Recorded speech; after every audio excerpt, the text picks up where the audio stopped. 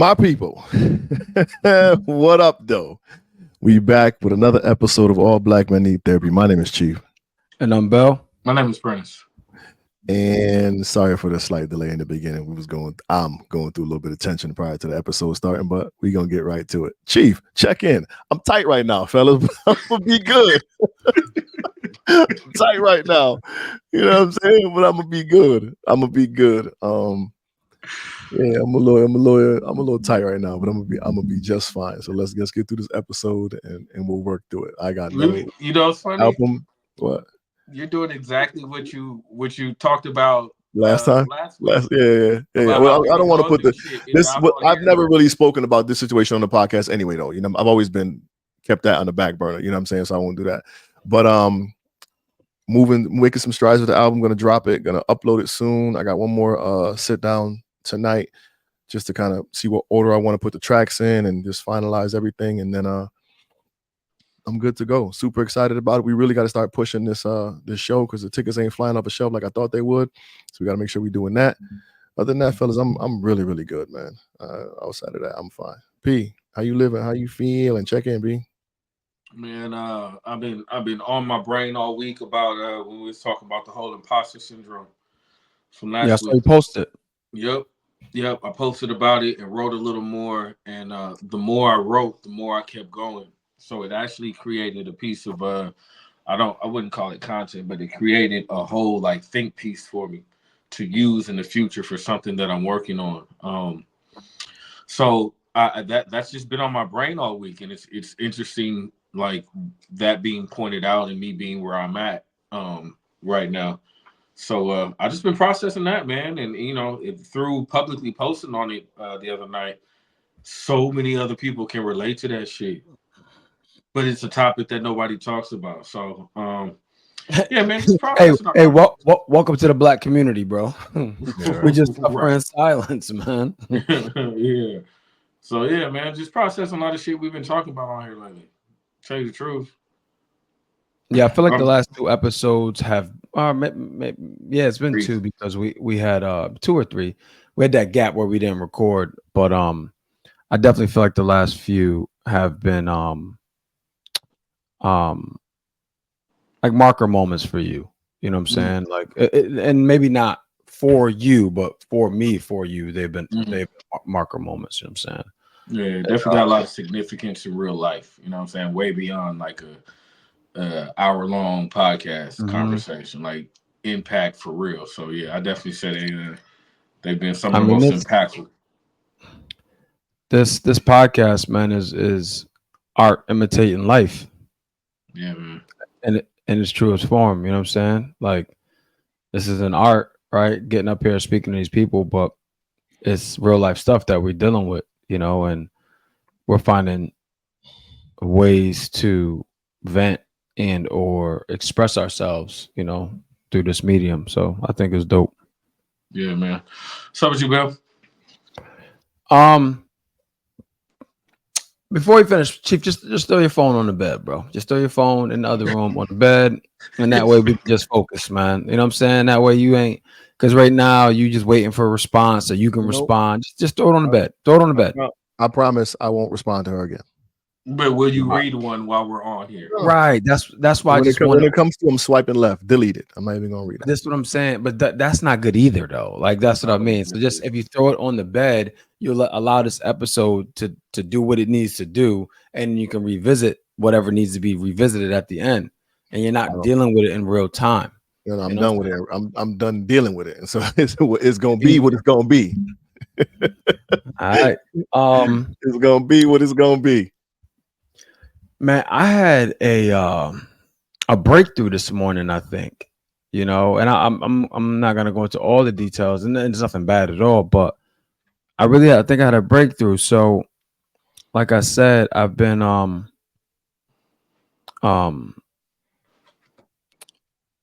I've been reading. I just finished two more books. Those books that I said I would finish last time we recorded, which was the least likely millionaire, which is really good, relatively short read. I think the audiobook was like 4 hours.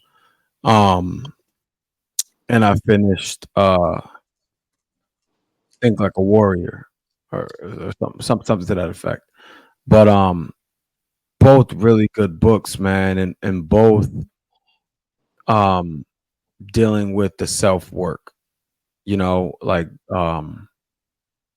Least Likely Millionaire is a guy who suffered from like clinical anxiety, depression, was hospitalized a couple of times, and he grew a $60 million business, subscription business. And uh Think Like a Warrior is based on Chris Connolly, the old head coach for Miami Dolphins and offensive coordinator and college coach at Western, or it's a school in um Wisconsin. I forgot, they're in the MAC conference, but really good for me, man, because as I'm listening to those things, as I said the last episode,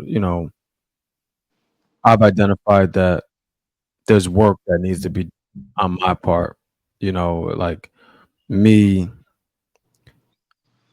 pushing people to do work that I haven't done is hypocritical, right? I talked about that last week. So I've just been thinking about, like, where's my lane? Where's my lane? Where's my lane?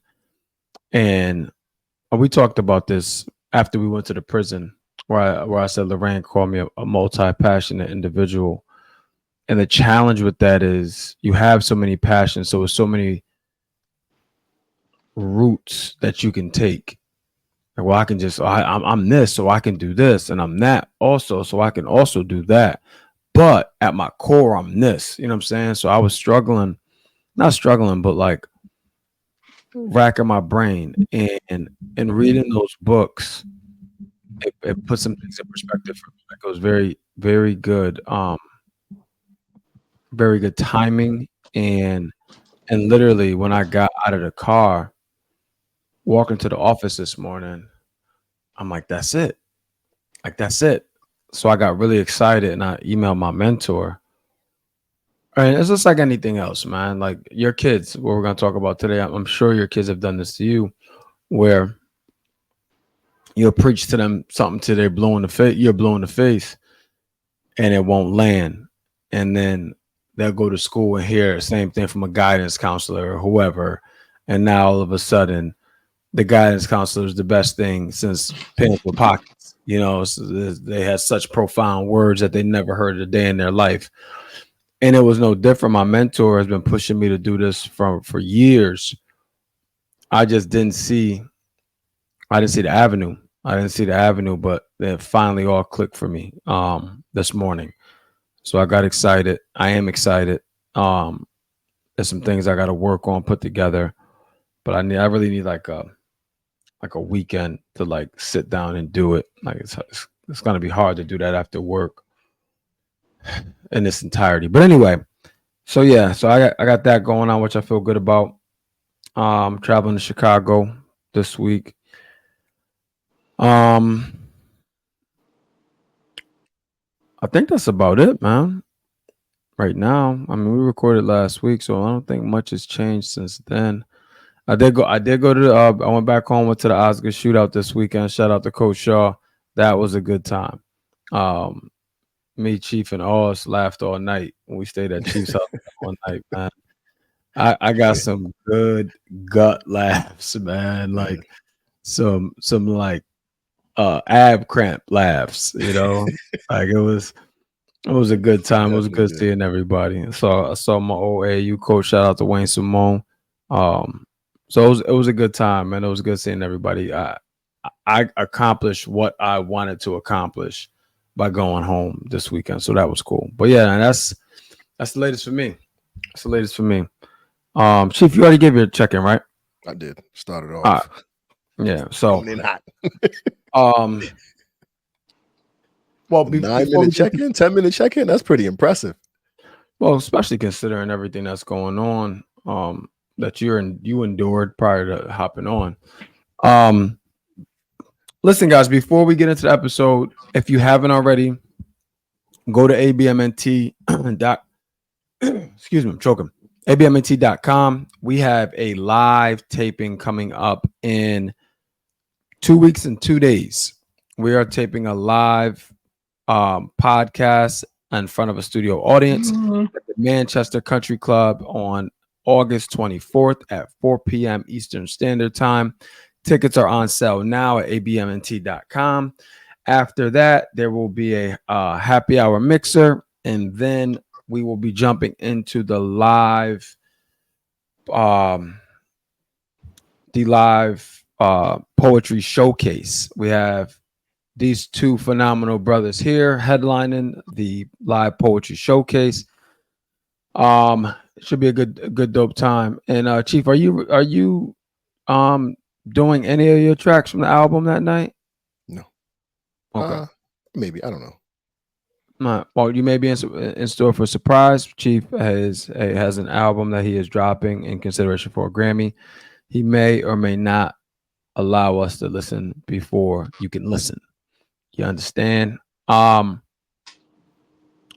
today our topic is it's a working title, but fatherhood, fathering strong daughters. I thought about this, fellas, because part of my epiphany was on the heels of going to a fatherhood conference in Connecticut. It was a Connecticut fatherhood conference held at Central Connecticut State University. I went on Thursday, and normally I wouldn't attend these events for no other reason than I'm like, I just don't want to go. Like no other reason. And I think for me personally, it's deeper than just not wanting to go. I still think there's some trauma with my, I guess, call it single parenting. Like I think there's still some unhealed wounds there. So I think that's a part of the reason why I never wanted to attend. But I've been doing my best to get out of my comfort zone, right, and step into to my light. So I went. Phenomenal. It was a 2-day event. Unfortunately, I was only able to go for 1 day, but it was a great event. And that just got me thinking. So after attending that, I heard some great statistics, which I'm going to read off some of them in a second. But, fathers, specifically Black fathers, there's this, and we've talked about this before, but there's this negative stigma attached to how we parent / do we parent, right? Like there was a statistic that came out that 71% of Black mothers are unwed or something like that. And that then went to they're born without fathers. No, like Black babies aren't born without fathers. Every kid has a father. It's whether or not they're married or living in a house or whatever the case. So there's a narrative that's being painted about Black fathers. And I'm like, you know what, man, we're all Black fathers. We all have daughters. And I want to spend some time on that and talk to you guys. So I put some questions together to just evoke some honest conversation. But to combat some of these stigmas and ideas about Black fathers, I have some statistics for y'all. So according to @fathersplace.org, research shows that when fathers are involved, their children are 2 times more likely to go to college, 80% less likely to spend time in jail, 75% likely to experience, 75% less likely to experience teen pregnancy. Children in father absent homes account for 71% of high school dropouts, 90% of homeless and runaway children, 63% of youth suicide. That's wild. That is so. wild. Basically, there's a 63% chance that your child would potentially commit suicide if you are an absent father. That's 63%, which is 63%. Wild. And I believe the stat, I can't remember the number, but I want to say something like 83% of men incarcerated come from single parent homes led by the mom. That makes sense because it's 80% less likely to spend time in jail. Yeah. You know what I'm saying? With fathers. Yeah. So I wanted to talk about daughters, man, because I feel daughters, like I've said before, that though I had a child at a young age, I am grateful for having a daughter first because it softened me up, if you will. It allowed me to tap into my emotional side and not raise my daughter how I was raised. And again, it's not like I wasn't abused or nothing like that, but there wasn't a lot of room for emotion.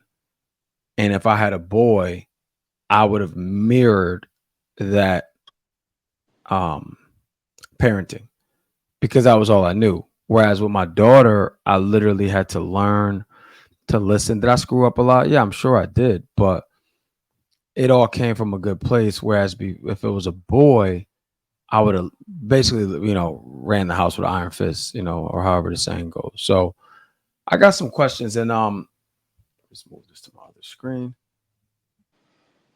And I wanted to talk because, I mean, Prentice, you have the youngest daughter on the podcast, but I want to know is like and obviously you guys, we all have boys too, but how has your daughter like made you better? And either one of you can answer.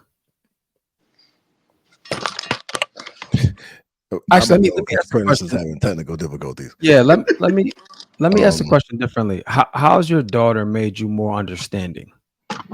So to your degree, Bell, like I think one, having a daughter first, it just opens up it almost like taps into the nurturing side of men. I think my circumstances are, I mean, a little different only because when my daughter was born, she's literally the thing that pulled me out of a depression. So I was already in a super like emotional state. So having her, I think it was just a way for me to kind of hone in on that. And really, I think my EQ started to raise a little bit upon the knowledge of having a girl. And I just believe it naturally makes us more emotional. However, with that, for me, came the sense of still being like tough on her in a sense. And it's really weird because I find myself being a little not tougher, but treating her just as tough as I would treat the boys to make sure that she has it well. But I definitely find myself being way more sensitive with my sons than I do with my daughter, which is weird because I feel like, we get that stigma of not being emotional enough and not communicating. So I'm trying to make sure I really, really pour that and emphasize that with my boys so they're not, 21 bottling it all up and break punching glasses and doors and shit. You know what I'm saying? But I think having the baby girl early or first really allowed me to embrace and find comfort in the emotional aspects of men that we kind of hide. Prentice, I want you to answer in a second, but I want to just ask Chief a follow-up question on what he just said. So let me ask you this. And this is gonna sound like triggering, maybe for lack of a better term. Do you feel potentially, what's your philosophy around being harder on or more, what did you say, harder on Mia compared to the boys? Tougher? Yeah. Do you think that could potentially contribute to the I don't need a man conversation down the line? Because you're so tough on. I'm putting that in air quotes. So tough on her, like Uh, that. She's just too independent. do I think it can? Absolutely. Do I think it will? I think I'm leaning more towards it not than having it, do it that way. But look, I really do try to provide a good balance for her. You know what I'm saying? And as she's growing older now, we're starting to have these conversations, and it's little things like Belle, like she's been very open with me, which I think is really, really dope. And she comes home and I hear about this little boy at school. Who is this little boy? Oh, he's so and so. What do you like about him? I don't know, Dad. Blah blah. She tell me all this stuff. Like, what's his grades like? I don't know. Blah blah blah. And then like 2 weeks later, she's like, Dad, yeah, I don't talk to him anymore. Like, why not? She goes, he's not smart, and he gets in trouble all the time. So like, as much as it's tough on her, it's still representing what I would like for her to bring into her life. And she knows what she wants. She sees what she wants, and it's like, yeah, obviously, I don't need nobody who's constantly getting in trouble and grades are terrible and blah blah blah around her. So I think to that point, it's instilling qualities that she should look for as she invites people into her life, and that's both for male and female, like female friends. You know what I'm saying? She's kicked a couple to the curb too because they're getting in trouble in school and talking to teachers inappropriately and so on and so forth. She's like, I had to check her.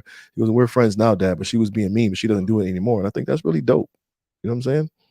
I mean, if nothing else, you're helping her become a leader. You know what I'm saying? Right. Like no matter what the scenario, it sounds like she's gonna lead her way out of it. I hope I can only pray so, man. But I can tell you that I'm doing my best to instill those qualities that say, if you're going to invite someone into your life, these are the qualities they should have. But if you don't have someone in your life, this is what you should possess so you can hold it down. Dope. Now, Prentice, same question, but I'm going to ask it a little different. So the question is, I'm asking a 2-part question. Did your daughter make you more understanding? And no matter what the answer is, the follow-up question is, did Shy make you even more understanding? Or what the difference was? So with Anaya, the connection was different because Anaya's mom. So here's just a background story. I don't think I've never said this publicly, but I mean it's relevant. Anaya's mom got pregnant when we were in college, when we were pledging. So she got pregnant while we were in college and didn't have the baby. So when she got pregnant again, when we reconnected years and years after college, I had a spiritual connection to that baby off top. And Anaya always asked me, well, I always tell her she's been here before. Like I wrote a poem to her when her mom was probably like 6 weeks into conception because I already knew it was her. So with her being a girl and a daughter and me having that connection, she changed me a whole lot because I already felt like this was something different. You know what I mean? This was like when it was supposed to happen. This was a redo type of deal. You know what I mean? And that's not an experience that I had with any of my boys. The scenario wasn't nowhere the same. So with Anaya, I had a connection that was already built in, and everything that's happened so far has me, lets me know that I'm right in that confirmation of knowing that. Shy, I think the thing with Shy is it's I just have experience with a girl now. You know what I'm saying? But I think overall, my daughters have a benefit because they get like this clean slate dad in a way. Like I was thinking when you were asking Chief, anytime Tahir does something, anytime Justice has done something, I'm on autopilot and I'm automatically going to compare something about my experience growing up as a boy. You know what I'm saying? Like there's always a comparison, whether it's subconscious or not, to like my own experience growing up as a Black boy. And I think a part of that is unfair. You know what I mean? Because my reactions, responses are based upon not this neutral open canvas that's their life and them growing up, but then you also throw in my experiences, what I may be trying to prevent or teach them that I didn't learn. And with the girls, because they're girls and I can't relate to being a girl ever, they have like they have this different type of like I present myself whole with them, like my whole honest self with them, because there's no comparison. You know what I mean? So I kind of have to with the Naya, for example. You know, she's very mature. She started school today. You know, the Damn, y'all conversations we already back have. to school out there, huh? Yeah, yeah. She starts Wow. school today. Tip starts next week.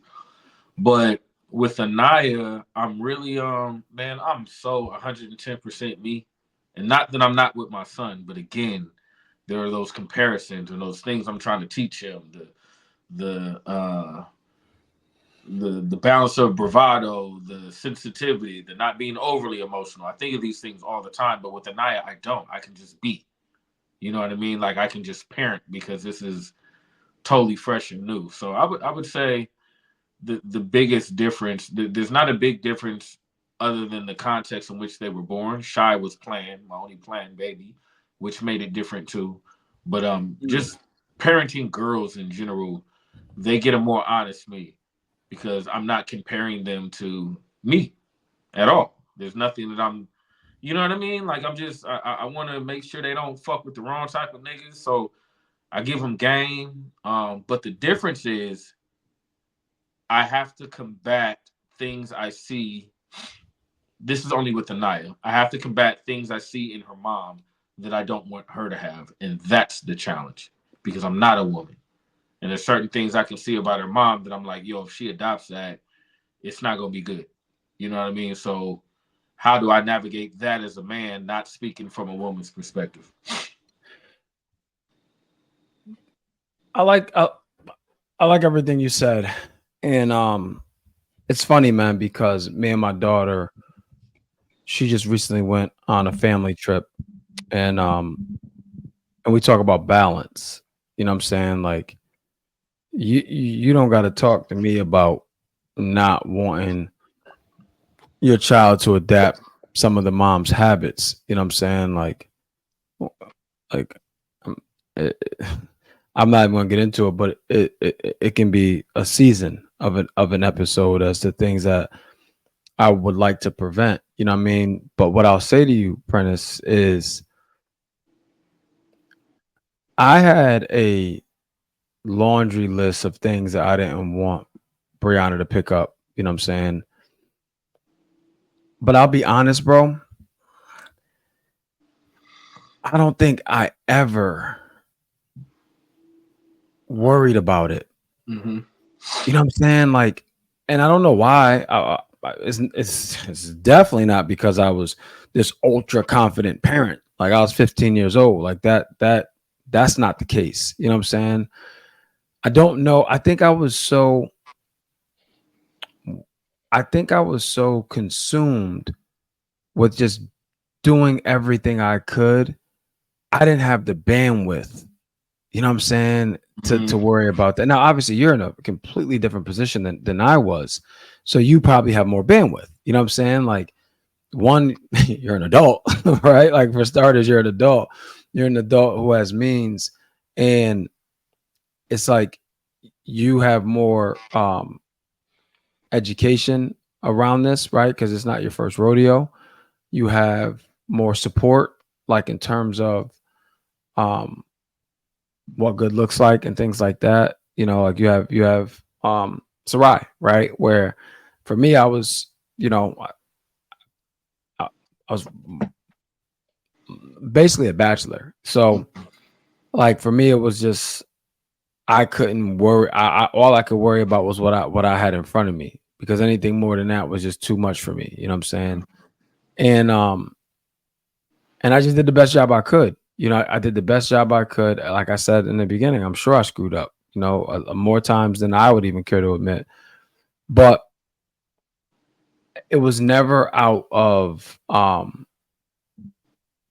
trying to like I've never once, and I'm not saying you guys have, but I never once ever in my life said anything negative about her mom to her. Never. Not once. And I think I just focused on us and like what I needed to do, and and quite frankly, it was probably too much to bear to think about the tall task in front of me. So I was just taking it one day at a time. Um, that was my philosophy, right? My philosophy was just like to get through the day. Just do what you can do to get through the day. But now with my son, it's different because now I'm an adult, right? Um, I have financial means, right? I have security. I'm not worried about stuff I would worry about when I was in my 20s. So as a result, and I'm tried and true from a parenting standpoint. So now how I raise my son is completely different. You know, it's like, Chief, I if I play back the tape, when the tape is played back, there's no way that I could say I was harder on Chase than I was Bree, because it won't be true. You know what I'm saying? Like I will have been harder on Bree unequivocally. You know, and again, call that ignorance, call that maturity, call that gripping the bat, just because I just wanted her to be successful. So you can say whatever you want.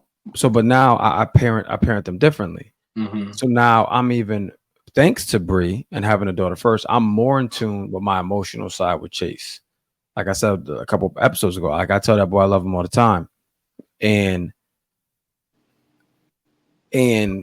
that she didn't get that part of me, you know. So my question to you guys is, and Chief, you kind of hit on it already, but from a parenting philosophy standpoint, like, is there things that the boys can get away with that the girls can't, or vice versa?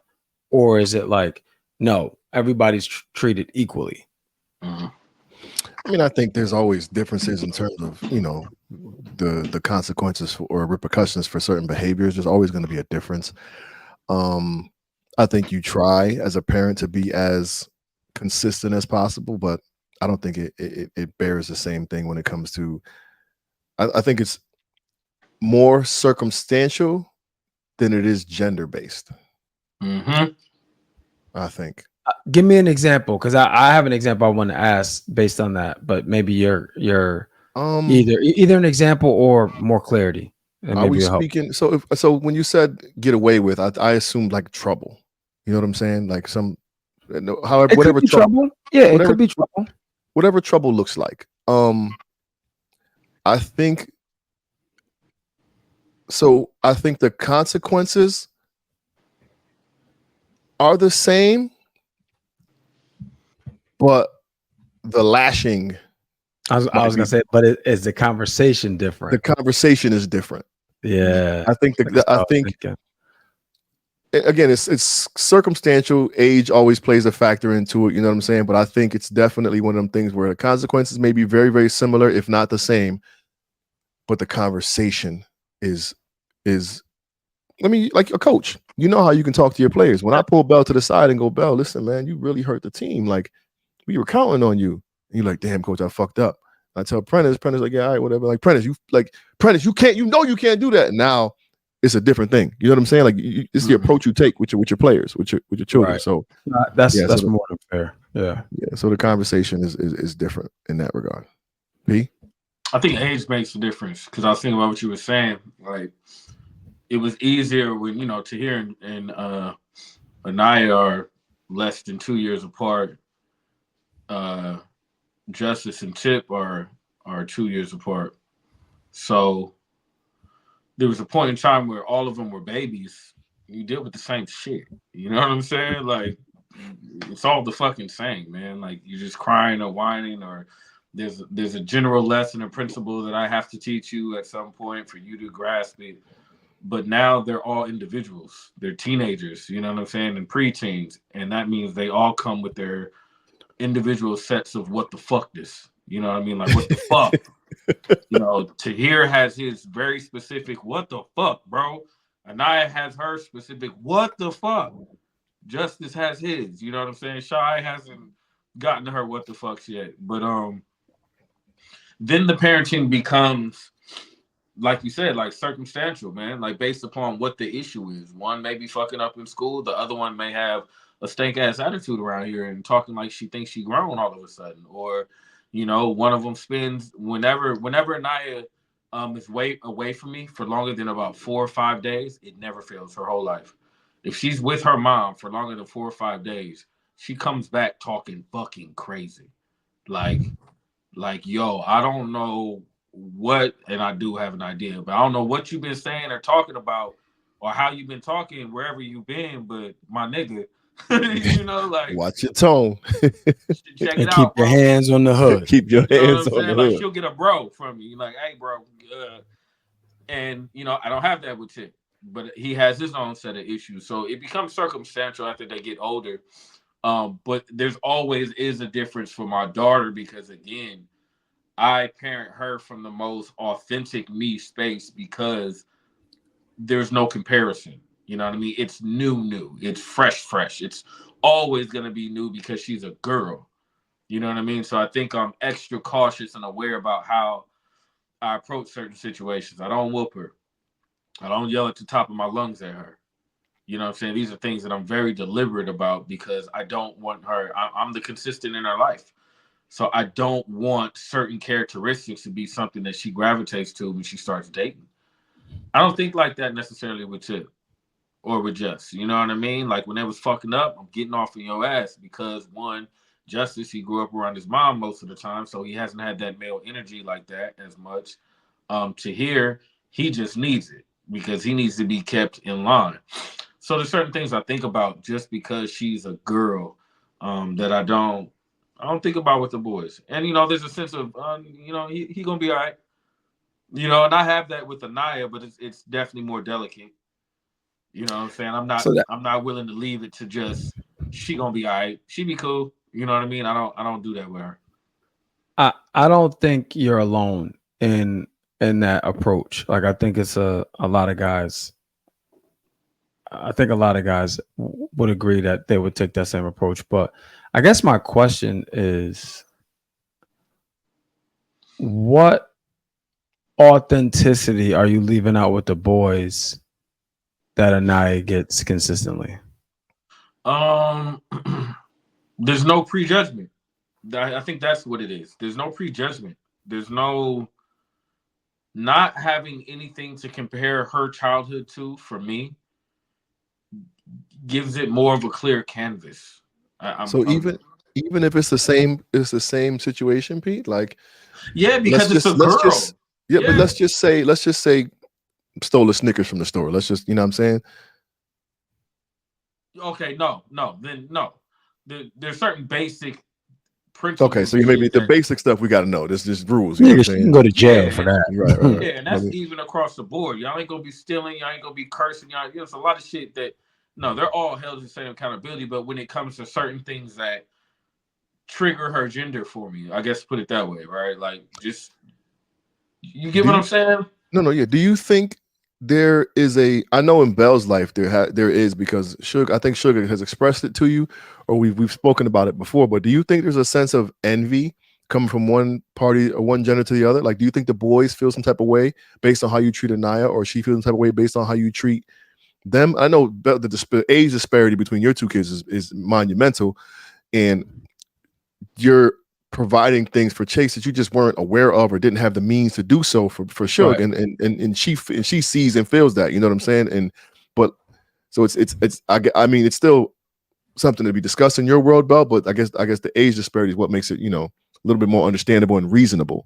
But with you, Right. P, being 222 and 22, you know what I'm saying? Like, do you notice like that the kids recognizing the differences in how you treat one Yeah. another? Yeah. Yeah. Yeah, they do. So like, I got to get Anaya a phone now. Like, I'm away for Christmas. She has an iPad, but I'm gonna get her a phone because Tip can go walk to the gas station. Anaya, nah, I ain't letting her just go walk to the gas station by herself. Hey Tip, put on your shoes. Your sister want to go to the gas station. Mhm. Why he get to go by himself? I don't. I don't even know how to explain that shit yet. Outside of using the "you're 11" excuse, but it's deeper than that. It's the Right. idea of my little black girl walking by herself to the Mhm. gas station and me not trusting society enough. Um, and I don't have that thought with Tip. And it may be, it definitely there's a bias there. You know what I'm saying? Like, but it's little things like that that I think they may see. But on the flip side, it's Tip talk to me crazy. I'm we catching that within 0.5 seconds versus Anaya say something when when I know she about to start her period when it's that week before, and I'm giving her little passes because I know some of that shit is hormonal.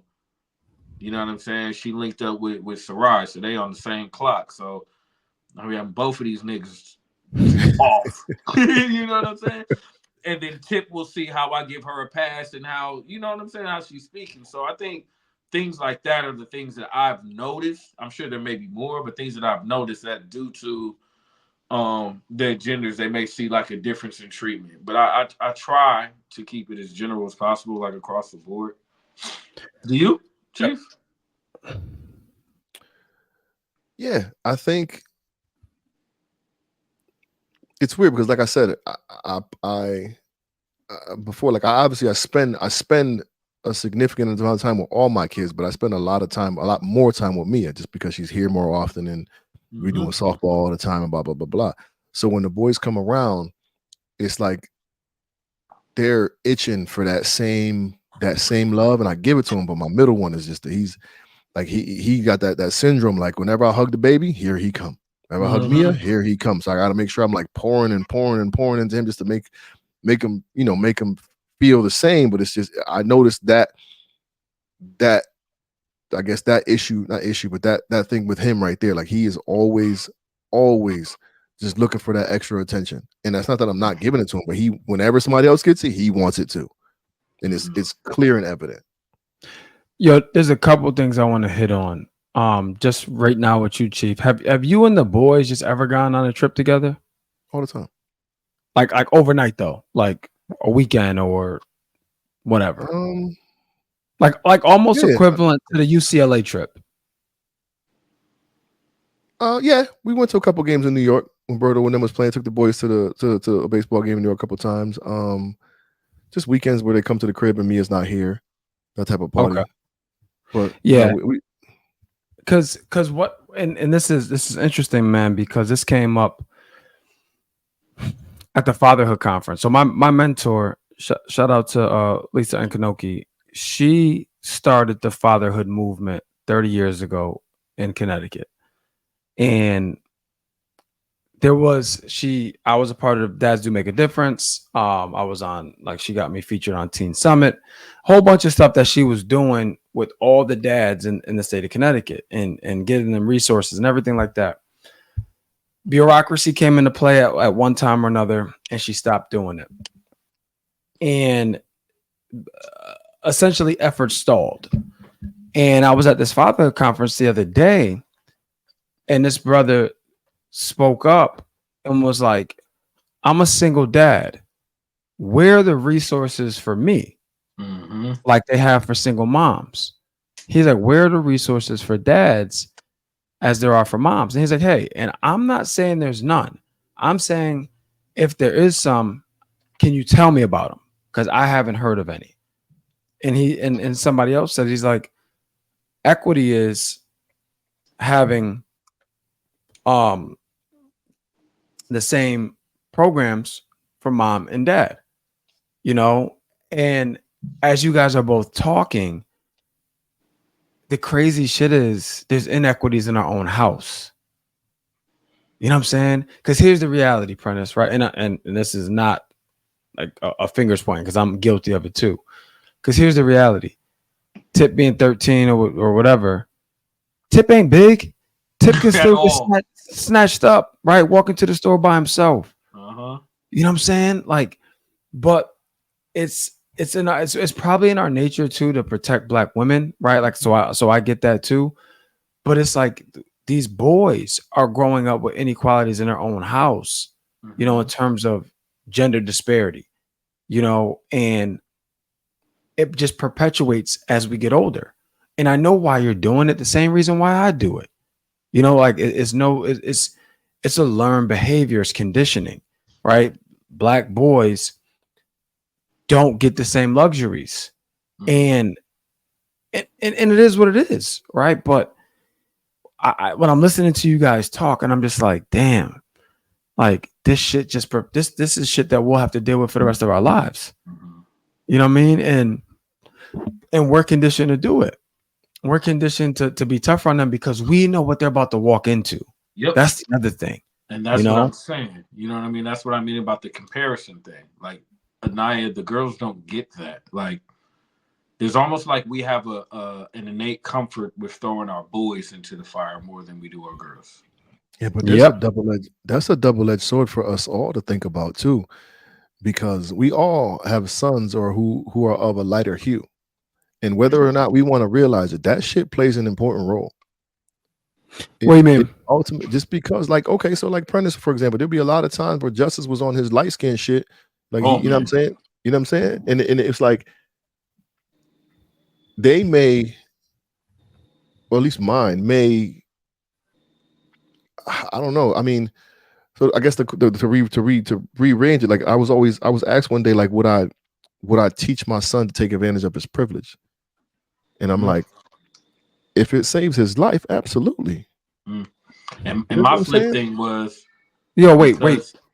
Go ahead, Prentice. Go ahead. I remember. My thing was because his mama ain't black, and she liked black men. She played into that light skin shit with him, so he feels like his light skin shit is a privilege.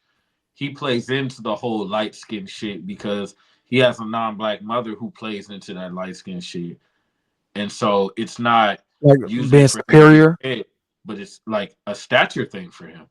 And I'm trying to combat that. Like, we don't do that, bro. Like, you being light skinned ain't got shit to do with shit, my nigga. You know what I mean? Black. Right, no. And it's tough. It's a cold world because the world ain't gonna, you know what I'm saying? Like, the world ain't gonna, they ain't gonna respect that light skin shit. When they see you got your father's nose, you know what I'm saying? Like, you's a nigga. You know what I'm saying?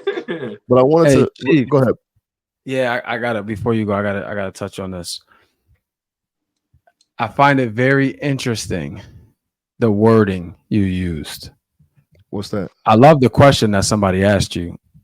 What was the question about the privilege? It was, would I teach my son to take advantage of his privilege? And your response was, if it'd save his life.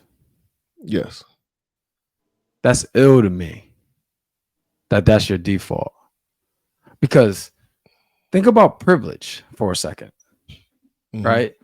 The word privilege. That means you're awarded something because. You know what I'm saying? Like, you just walk in a room and you're entitled to it, or it's understood. And the first thing you said was, if it'll save his life. Right. Whereas what I'm thinking is, like, hell yeah, if it can get him further in life. Right. So when he asked that, it was because it was around the George Floyd-ish situation type deal. Like, if my son gets pulled over, like, you know what I'm saying, and he props up and is speaking articulately, and, you know what I'm saying, and doing what he's supposed to do, he may get a pass. Yeah. Oh, I agree. I'm just, but what I'm saying is my point is, there's a broader conversation because your son is half white. You know what I'm saying? Like, there's a broader conversation about that, where it's like, because again, that boy is a Peterson, like, period. Like, you can tell him from a mile away. All he got to do is go to a family reunion and he'll understand that side, right, of the family, you know, a cookout, anything. I'm just curious to know, and you won't know now, but I'm just curious to know, like, what he thinks he is. You know what I'm saying? Like, what he thinks, because Chase, we just had this conversation the other day, and he said, I can't even remember exactly what he said, but it was basically like, he's like, Daddy, if you're black, then what am I? I think that's exactly what he said. And I'm like, buddy, you're black too. He's like, but mommy's tan. I'm like, yeah, mommy's tan and daddy's black and you are black too. I said, you're just a little lighter, but you're still black. And I'm like, you're black and Puerto Rican. I'm like, mamita's Puerto Rican, Gigi's black. So you're both. So I'm curious to know, like, what how your boys view. We've had that same conversation. It can go either way though. Like, you think about I won't mention his name, but one of my really close friends, your cool friend, he was half black and half white. And when we were young, he was a nigga through and through. Ain't no two ways about it.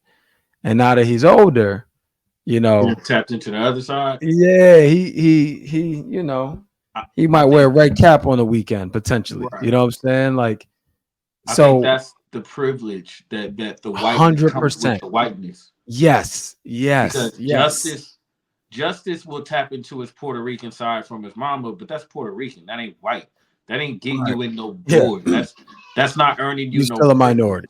Right. Yeah. You ain't got no pass. And I think with your boys, Chief, I'm thinking about, so you say like to save his life. He tapped into it to save his life. That would never be a thought for me, because him being light, I don't ever see anything that he can tap into in his light skinnedness that would save his fucking life, unless he was half white. I feel like there's like something that comes with, That's fair. you get what I'm saying? Like, I feel like No, there's that's fair. something that That's a comes fair with statement. being white, where you can tap into this certain space and maybe give off a certain aura or persona to where they can identify that in you.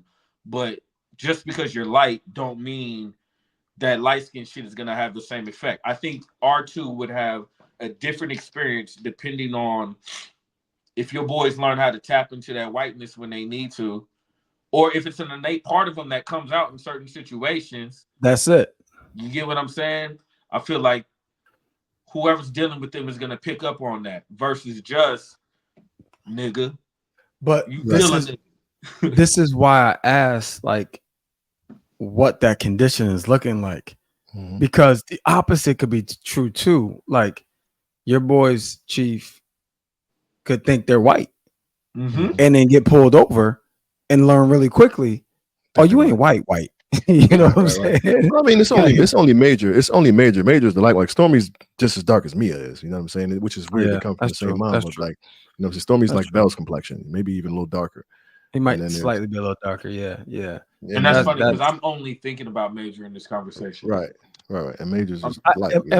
In my mind, yo, Stormy's a wild card. Like Stormy, like in my mind, like I'm only because Major's so polite. You know what I'm saying? Like he's so like soft spoken and polite, whereas Stormy, it can be up at any moment. Like you just don't know. So, but before we get too far derailed, man, I want to make sure I because we got at least 10 minutes left. But go ahead. No, we talked about you mentioned equity a while ago, and I think a lot of the times, like there isn't like a lot of people get the misconception between like equal and equitable. Those are two completely different things. You know what I'm saying? And like the best way I can describe it is like you know, there's four kids or two people trying to look over a fence. You know what I'm saying? Neither one can see over the fence, but there's a 6'2" dude and a 5'2" girl, and you give them both 2 foot stalls, 2 foot stools to stand on. Like the 6'2" dude can now see over the fence, but the 5'2" person is still under the fence. You got to make it equitable to where they get the 4 foot stool so they can stand over it and look over the fence like a 6'2" dude. So people get the misconception of equal versus equitable. Like oftentimes you need to give a little more or take a little more to find that balance when parenting. It can't always be equal across the board. You know what I'm saying? Mm-hmm. Equality is like same. You know what I'm saying? Equity is fair. Mm-hmm. So like, you know what I'm saying? Like giving everybody a box to look over the steps, that's putting everybody in the same playing field.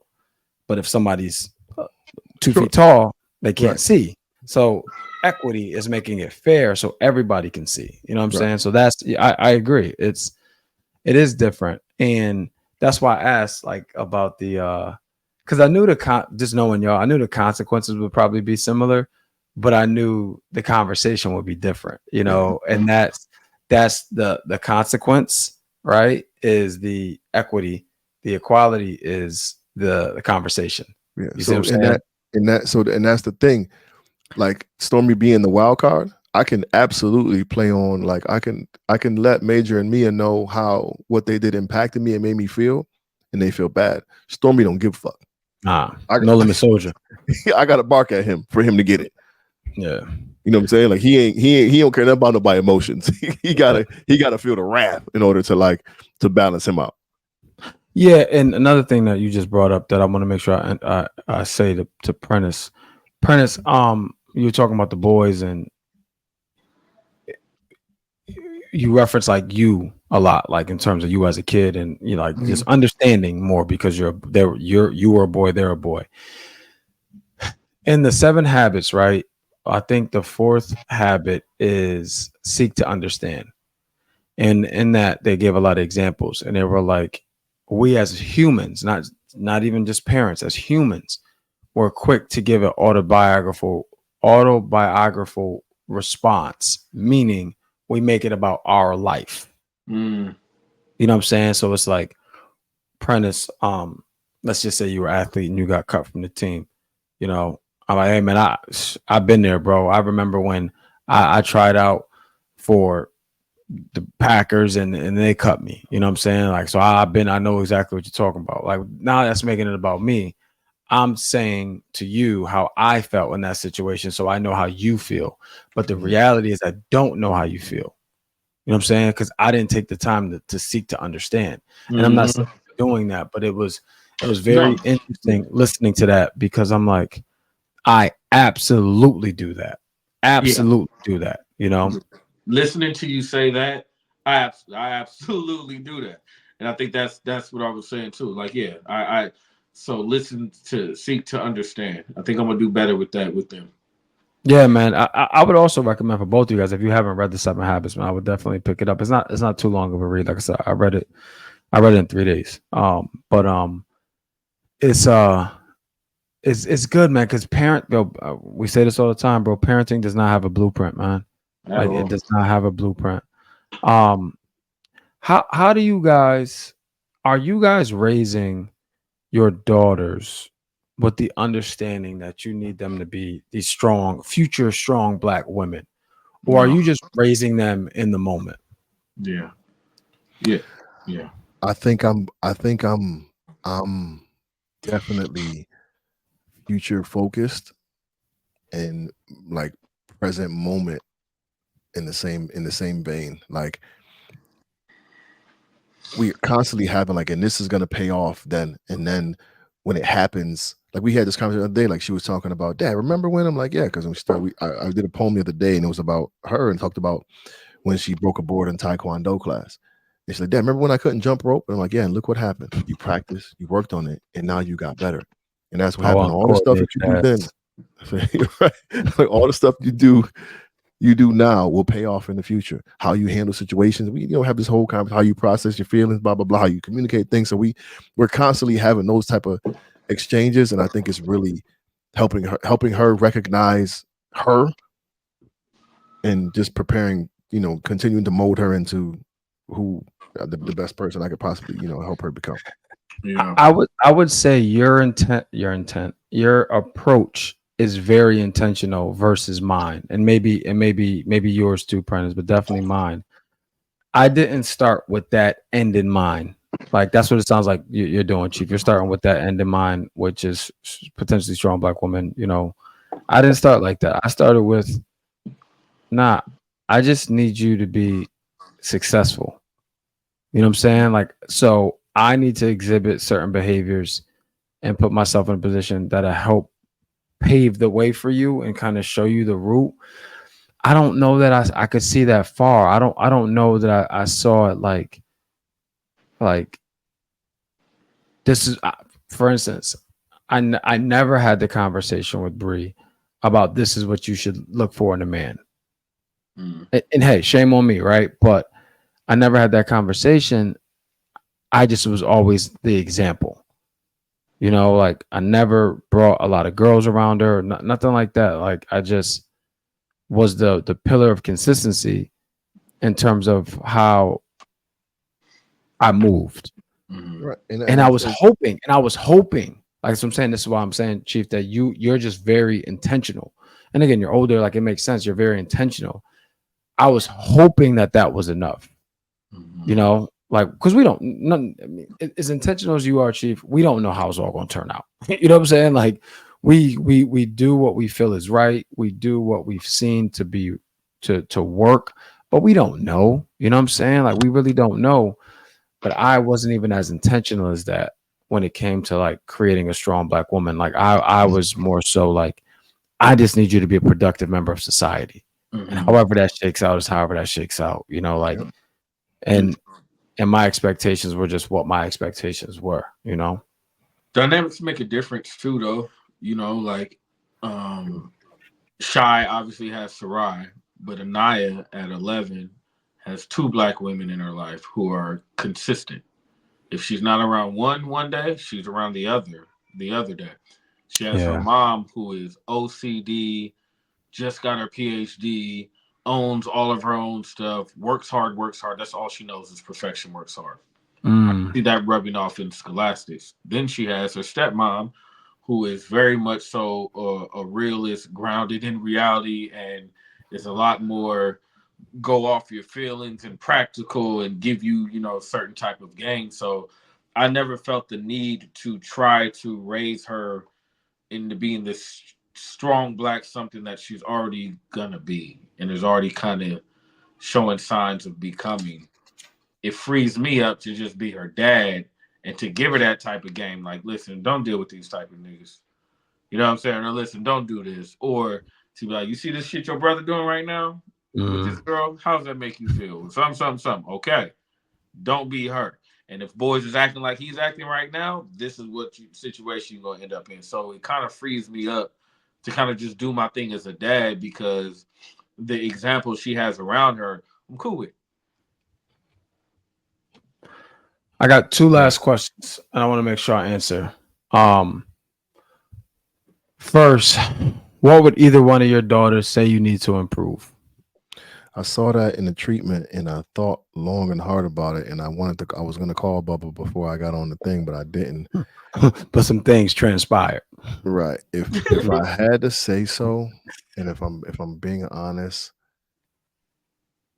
I don't know, but I feel like it would have something to do with my relationship with her mother.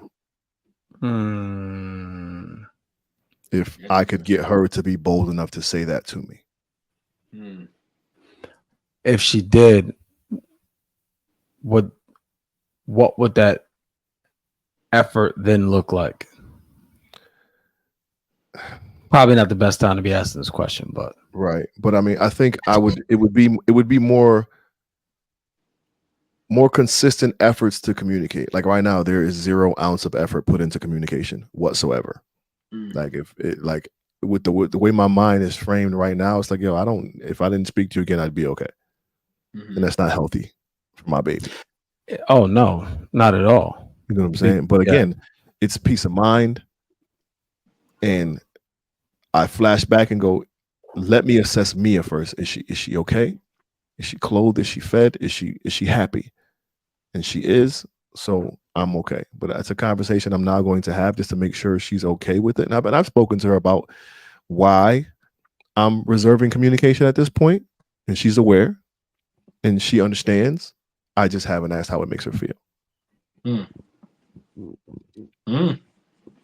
you think you should? I'm going to. Well, I'll say this, man. Like when you had told me that the three of you guys had sat down, I'll be honest, I didn't even know that was possible. Again, that was only because she brought it to me because she was having difficulty with MJ. I've never brought any issues that I had with her. I don't call and go, your daughter did this, you need to talk to her. Like, I got it. You know what I'm saying? I'm not saying that I don't want to be called. I do. But anything that's happened over here hasn't necessarily been one of them things where like I'm overwhelmed and I could use your support. Yeah, but I think that goes back to the communication. And again, like I said in the last episode, like I've never co-parented, so I don't know what that looks like. But the communication piece, even if it's something that you don't necessarily need help with, Chief, it'd be good for her to be aware of it, because if she's taking that same approach and not telling you anything, and then there can be something that goes unchecked by both of you guys. You know what I'm saying? Like, Valid. because The things put it like this: when I have, it didn't necessarily reinforce the message I was trying to deliver. It almost contradicted it in a sense. And heck, now my baby's in limbo because now she feels like she got to pick a side, or you know what I'm saying, one way or the other, and that's not what I want. I don't know that she feels like she doesn't have to pick a side now. I don't know. Very true. Especially if there's no communication. Well, again, at no point have I ever been like, you have to stay here, you can't go there, or whatever. So she has the freedom to do what she wants, and I don't hold her back from any of that. I don't speak ill of her mother ever. And if anything, I try to protect her mother from certain situations when me is upset about something. But like any other day, she'll go home to her mom and be like, "Dad, da da da da da." Yeah, she'll come to me and be like, "Mom, did da da da da," and I gotta respect that. But I think the good part about it is I'm continuing to cultivate a space where she can now say, "Yeah, I told Mom that you blah blah blah blah." And okay, well, next time if you feel this, tell me. Let's talk about it. And she's coming more and more comfortable with like you can see the nerves kind of like slowing down a little bit, and she's able to like communicate some more. So I'm super pleased with that. But that's what's up. I don't know what I don't know, but I'm always willing to ask the difficult questions and kind of encourage. I'm not gonna say force. Encourage her to be open and honest about how she's feeling. So I'm gonna ask her, how she feels about the situation, about me not speaking to her mom, and if it means anything for me to do so, and I'll do so, and I'll fight with everything I have to try to be as peaceful and as cordial as possible. But sometimes it ain't all on me, bro. It takes two to tango, man. You know what I'm saying? It takes two to tango. Yeah. I again, man, I'm not saying you should do this or you shouldn't do this. I just wonder how many people who co-parent seek therapy together, like family therapy. You know what I'm saying? Like, I'm just curious. Those who are equally as invested, you got to have a like-minded. You got to have a like-minded co-parent in order to go down that road. You know what I mean? Like, you guys have to have a core investment in your child to be able to see beyond the relationship between the two of you. Yeah, and unfortunately, after 13 years, it hasn't gotten to that point where there's a mutual agreement, on how we should proceed and move forward. And at the end of the day, who knows? Maybe like this conversation with Mia could potentially be a catalyst for that. Like if it's something that's brewing down below that you weren't aware of, and that's the thing. You watch film, Bell. You've watched tons of film, right? Mm-hmm. You know your opponent. You know what's gonna work and what ain't gonna work. they have you on they have you on the left side of defense, run that field cat off the edge. Yeah, we not tossing that way. You know what I'm saying? Like, she can say the same thing about you, but you just said if Mia tells you something different, you're gonna fight to do everything you can. You're right. So and all I'm saying is that little girl could be the catalyst. I'm not saying she will be. You know what I'm saying? You still may not be running to that side. I'm saying that there's an opportunity for it to be a catalyst. You know what I'm saying? But enough about you. Prentice, what about you? What would your girl, well, Shy not probably saying much of anything right now, but what would Anaya say that you would she would change if she could? That was a question, right? I think Anaya would say that I'm great how I am, knowing that that's not the truth. So I don't know the answer. I know there would be something, but I know I feel that she's content enough and loves me too much to tell me, regardless of how severe it was. It may be something that's not a super big deal, but I don't think she would allow herself the honesty moment to really tell me. Because I asked her. Yeah, no, like I don't doubt it. But it goes back to what, you know what I'm saying. But she give me that, you're great, Dad. Like it's like, okay, cool. I'm not though. You be having attitude with me. I get on your nerves. I do stuff to mess with you on purpose sometimes. Like there's something, but then you don't want to push and prod too. So No, I'm right, basically right. This just came to me, yo. And even if you did it through like your phone or having them writing it, but like because I know exactly what you're talking about. That fear of being honest and hurting her dad's feeling is way too heavy for her. She'll just ride that wave. Like, you're perfect, Dad. You know what I'm saying? But I think maybe if you got them all together and had them, or just her, had them write it down, or give me your phone, say, put how I can, or some things I can improve on in my phone. I don't even know who it came from. Just write it down so we know. So now it's anonymous per se, and you have at least a little bit of a perspective. You know what I'm gonna do? I just thought of what I'm gonna do. So every once in a while, I did this with them the other day. When we came back from the pool. Every once in a while, I find these like creative ways to give them these I don't even know what to call it. I guess like dad passes, right? Like I'll do something and I'll be like, okay, say I did this, Anaya, and you could respond to it any way you wanted to without getting in trouble. What would you do? And she'll be like, Tahir starts snickering. She'll be like, Dad, what the hell? Something. Like I gave her this pass. You know what I mean? And they love these moments because it's like they're not gonna go too far, but it's like they're fuck you, Dad moments within respect. You get what I'm saying? Like it's their chance to talk in a way that they would never get their shit off. Right, to get their shit off. And I get a little sick, twisted pleasure out of it too. I don't know why, but like I feel like a cool dad. Like, no white folk shit, but I in this joking setting, so maybe I'm a create a scenario like, okay, how I be getting on y'all about, like these things that y'all do. If it was something, if the roles were reversed and you could talk to me like I talk to you, and I don't curse them out or nothing like that, so I know that's not going to be an issue. What would you say? You got 30 seconds, go. I think that would get her to bite. I think that would get her to be like, Dad, you need to be more something, you know what I mean? So maybe if I put your kids, so give it a shot. Yeah, I can get some real information, man, because they love when I do that shit. How about you, Bell?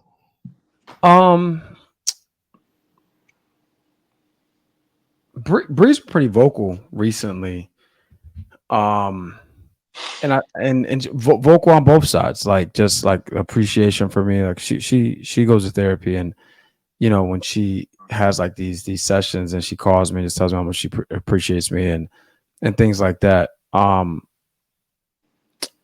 stubborn, with certain things with her. That's probably one thing that, but she's also an adult now, you know what I mean? So it's not like she's not under my guidance, if you will, like I'm sure she would have wanted me to be more lenient when she was your kids' ages, you know what I'm saying? Without question. But right now, I don't know. Like, I think she gave me feedback recently when she was like, basically don't minimize what I'm going through because it doesn't appear to be as hard as what you went through. I remember that. You go back to that a lot.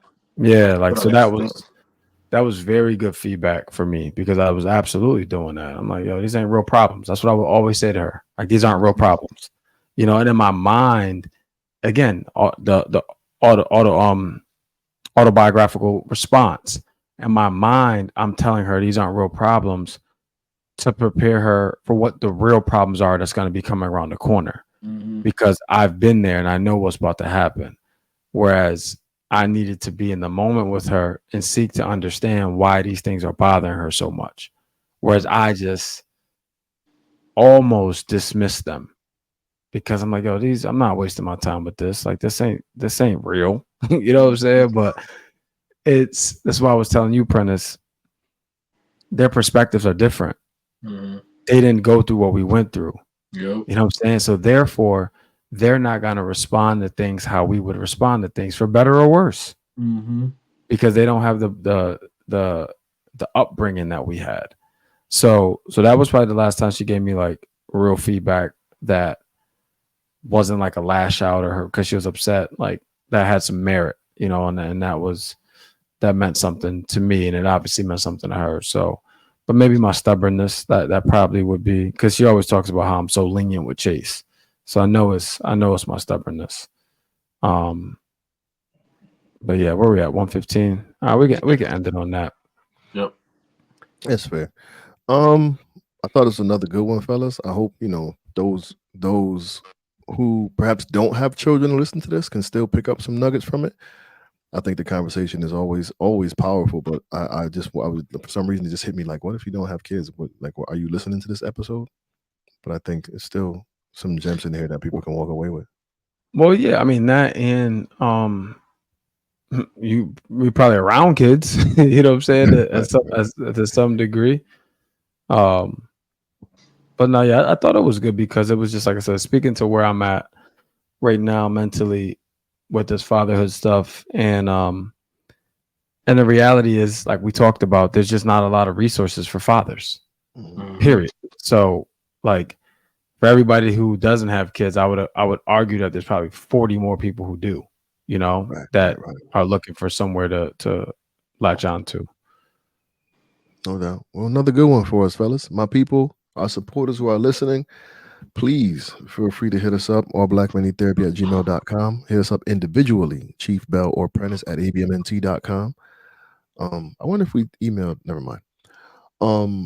We got a voice line, y'all, 860-410-6160, 860-410-6160. Damn, I jumped right into that without giving the final thoughts. We tripping. I was thinking about that too.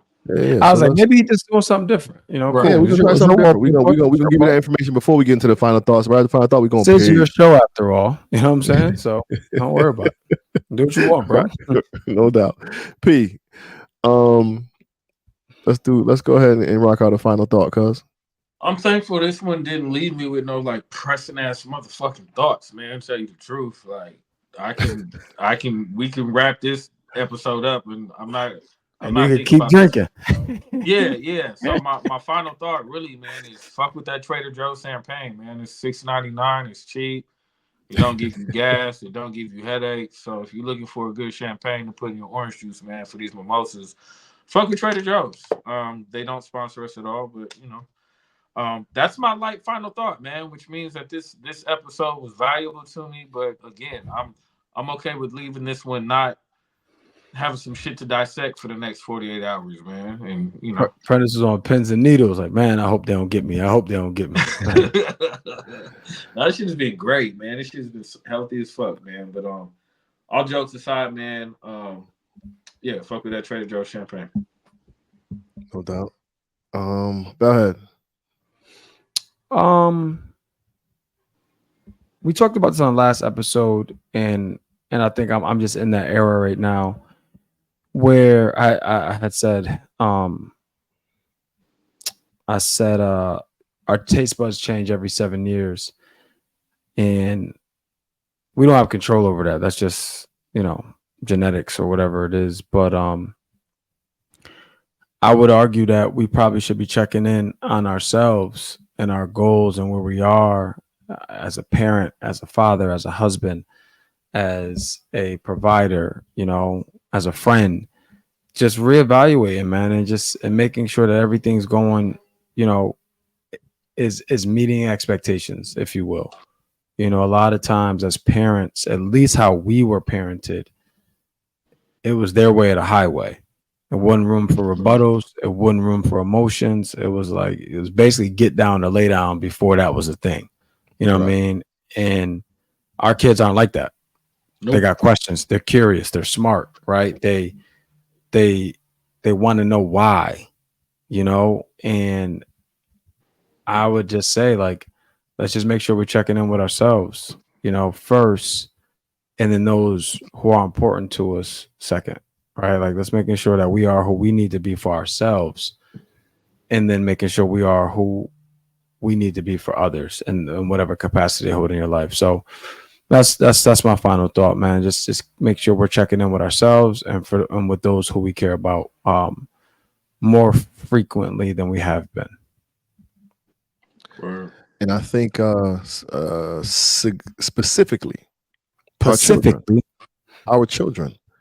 And I think we don't do an emotional check-in with them as often as we should. I firmly believe, like, I took that from this. I'm gonna check in with my kids and go, how can daddy be better? You know what I'm saying? What could I do differently? And I think it'll make a difference to me because you're gonna learn something that you weren't aware of or something that you thought was insignificant, and now you can put a little more emphasis on it and keep helping your kids grow to be the best people. So check in with your kids more often than you do. Make it like a ritual, literally like an emotional check-in. Not just, how was school, blah, blah, blah, the basics, like really, how you feeling? That type of party. So I think the next step to that, Chief, and this isn't just for you, I think it's for all of us. The next step to that is sitting down with both parents and having the same conversation. What can we do to be better for you? Again, that may be aspirational, but I think that's the next step to that too. And sit down with Lo, Chase. I can already hear what he got to say. Well, actually, if I can eat my ice cream before dinner, I was about to say, actually, Dad, if you can give me ice cream in the morning before school. Yeah, like it was crazy. Anyway, sorry. No doubt. Well, that's our show, y'all. abmnt.com. All Black Money Therapy on all social media outlets. Hit the website, abmnt.com. Get your tickets. Tell a friend about our show on the 24th. It's going to be dope. We got Grammy-nominated poet coming through. It's going to be powerful. Per usual, do us all a favor. Hug a black man today. Do it. And tomorrow. Do it. We out, y'all. Peace.